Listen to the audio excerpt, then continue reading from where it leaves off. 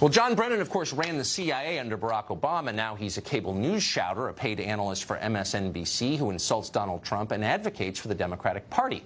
Brennan no longer works for the federal government in any capacity. He holds no official post. And yet, according to two sources we spoke to exclusively today, Brennan retains perhaps the most valuable asset he had in government, a top-secret security clearance.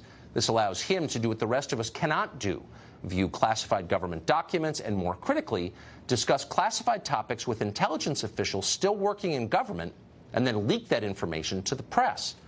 This is an awesome power. Our intelligence agencies keep America's most sensitive secrets. They hold highly personal information on every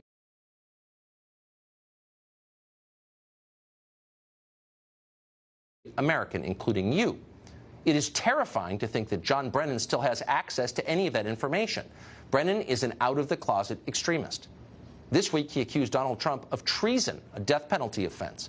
On Tuesday, he suggested it would be reasonable for the intelligence agencies to conceal information from the president. That's a violation of their charter and a violation of federal law. On Twitter, Brennan routinely makes florid threats, addressing his tweets directly to the president like a crazy person. Earlier this year, for example, Brennan wrote this, quote, "When the full extent of your venality, moral turpitude, and political corruption becomes known, you will take your rightful place as a disgraced demagogue in the dustbin of history. America will triumph over you." You could almost hear his fingers smashing the keyboard. Not a stable man. Brennan is also a passionate ideologue with a documented history of dishonesty, and not just a little bit, a lot. As CIA director, he lied about spying on Senate staffers, which the CIA did, and about killing civilians with drone strikes. He lied about the Steele dossier, famously. In 2010, he prevented the CIA from referring to Islamic militants as jihadists because, and we're quoting now, "Jihad is a holy struggle and a legitimate tenet of Islam." This is not a man who should have a security clearance. We called NBC News today to ask if Brennan has revealed classified information on their air, or whether he's passed that information to his colleagues at NBC. NBC did not respond. But Brennan is not the only reckless partisan with a history of dishonesty who retains a government security clearance.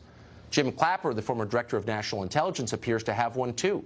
Same with Michael Hayden, another former CIA director. Hayden recently suggested the president is carrying out a second Holocaust on the Mexican border. In case you're wondering how classified information winds up in the media on a near-daily basis, the New York Times story this morning, all of it designed to undermine the elected president and bolster the Democratic Party, now you have some sense. You hate to think the deep state is real, that there's a permanent government that operates independently of voters and of democracy itself. But as long as guys like this have security clearances, honestly, you've got to wonder. Senator Rand Paul represents the Commonwealth of Kentucky. He is worried about this, and we talked to him about it a short time ago. Senator, thanks for joining us. Sure. John Brennan is an irresponsible partisan combatant who works for a cable news channel and has threatened the president on Twitter. Why in the world would he have a top-secret federal security clearance? Now, this is alarming. And if John Brennan still has top-secret clearance, can he research Donald Trump? Can he research his family? Can he type my name into computer search engines? Can he look at all of my information? It's alarming. If he has top-secret clearance, as unhinged as he is now, calling the president treasonous, saying basically that he's for, the death penalty for the president. Yeah, it's alarming. If he has security clearance, it's absolutely alarming. So we've spoken to knowledgeable sources on this question who say he does. We tried to confirm that with the CIA. They refused to comment on it. We asked NBC, his employer. They refused to comment on it. We believe it to be true. What would prevent him from speaking to current employees of the CIA or other intelligence agencies and getting information, secret information from them that could be leaked to the press or used against his political opponents? Right. Well, John Brennan has a history of leaking information already, not only for political reasons, but a few years ago he linked that there was an inside informant in Yemen while that person was still on the inside in Yemen. He put that person's life at risk. They all backpedaled, and they had to rescue someone out of Yemen who was at the heart of an al-Qaeda, project trying to discover what al-Qaeda's plans were in Yemen, but John Brennan leaked their name. So he's got a history of having a problem with leaking. Head of the CIA, who in their right mind would want to let him have the power still to search through everybody's records? But he's a private citizen who works for a cable news station. Can I get a top secret security clearance and find out government secrets and use them in the course of my job? I mean, what is this? No, I think it's completely crazy, and I think the idea that he could be passing secrets to the media, yeah, that's alarming. And then, well, what can be done?